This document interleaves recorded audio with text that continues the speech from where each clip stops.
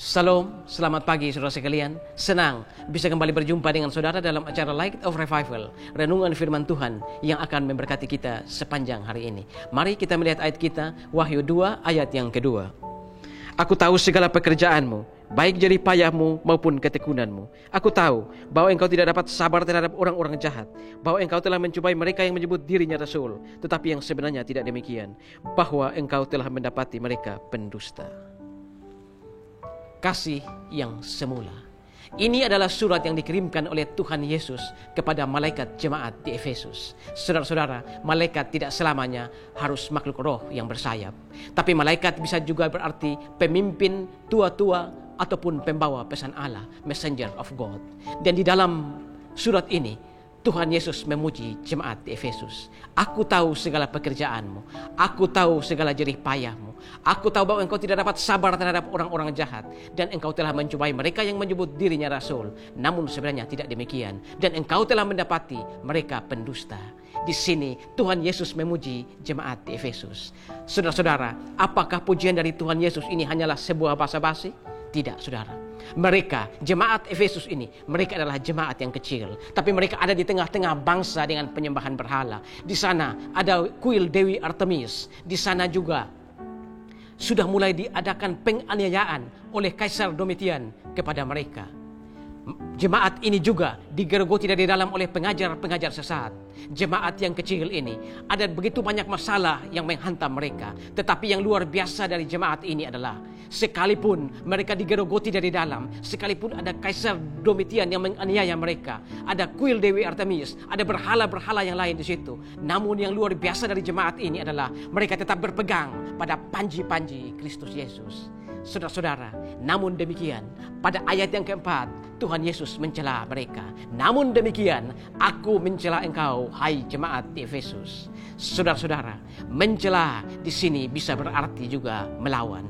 Dalam bahasa asli kata mencela bisa diartikan, diterjemahkan sebagai melawan. Tetapi aku melawan engkau, hai jemaat di Efesus, karena engkau telah meninggalkan kasihmu yang semula. Saudara, apakah ini Yesus yang sama yang tadi memuji mereka? Mengapa sekarang seolah-olah Yesus berdiri pada posisi Dewi Artemis dan Kaisar Domitian? Apakah Yesus tidak bisa menegur mereka secara perlahan-lahan? Tidak bisa menegur mereka secara lembut? Saudara, bukannya Roh Kudus tidak berbicara kepada mereka, tapi jemaat ini mereka tidak lagi peka terhadap firman Tuhan. Saudara, seorang penafsir yang bernama Octavianus Winslow mengatakan, ciri dari orang Kristen yang meninggalkan kasih yang mula-mula adalah mereka tidak lagi peka terhadap kehadiran Allah. Saudara, jangankan peka terhadap kehadiran Allah ataupun firman Tuhan. Justru kehadiran Allah dan firman Allah justru menjadi sebuah ancaman bagi mereka. Ketika Adam dan Hawa jatuh ke dalam dosa, Tuhan datang mencari mereka. Adam, di manakah engkau? Mereka bersembunyi. Kehadiran Tuhan dan firman Tuhan ketika mereka belum jatuh ke dalam dosa menjadi sebuah kerinduan bagi mereka. Tetapi ketika mereka jatuh ke dalam dosa, kehadiran Tuhan dan firman Tuhan justru menjadi ancaman bagi mereka. Saudara, ketika saudara berbuat dosa, ketika saudara berselingkuh, lalu firman Tuhan datang kepada saudara, jangan berzina. Ketika saudara mencuri, lalu firman Tuhan datang kepada saudara, jangan mencuri. Bukankah firman Tuhan dan kehadiran Tuhan bagi saudara adalah sebuah ancaman? Saudara, lalu mengapa Tuhan tidak bisa menegur mereka ketika mereka melakukan kesalahan secara kecil-kecilan?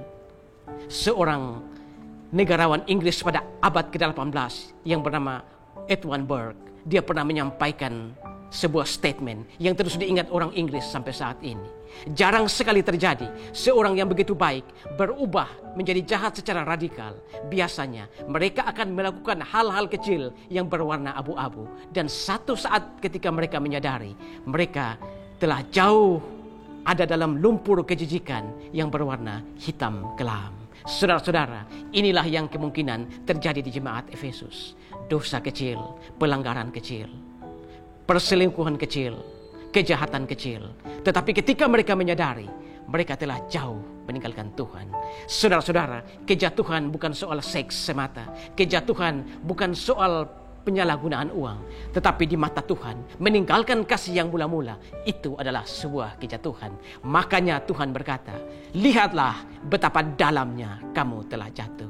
Tetapi saudara-saudara, Tuhan itu pengasih dan penyayang. Sekalipun dia menghajar kita, sekalipun dia menegur kita, namun dia tetap mencintai dan menyayangi kita. Makanya di dalam ayat yang kelima dia berkata, bertobatlah dan lakukanlah yang semula yang engkau lakukan. Saudara-saudara, kasih lebih dari doktrin, kasih lebih dari kerajinan, kasih lebih dari pelayanan. Tuhan tidak mengabaikan pengetahuan kita tentang Dia. Tuhan tidak mengabaikan doktrin. Tuhan tidak mengabaikan kerajinan kita. Tetapi Tuhan juga mencari hati yang dipersembahkan bagi Dia. Totalitas kepadanya. Amin. Tuhan, terima kasih untuk firman-Mu pagi hari ini. Kami belajar dari surat kepada jemaat di Efesus. Biarlah kami juga diberkati dengan firman ini. Terima kasih Tuhan untuk firman. Amin. Saudara, jadikanlah firman Tuhan sebagai pelita dan terang di sepanjang jalan hidup kita. Tuhan memberkati kita semua.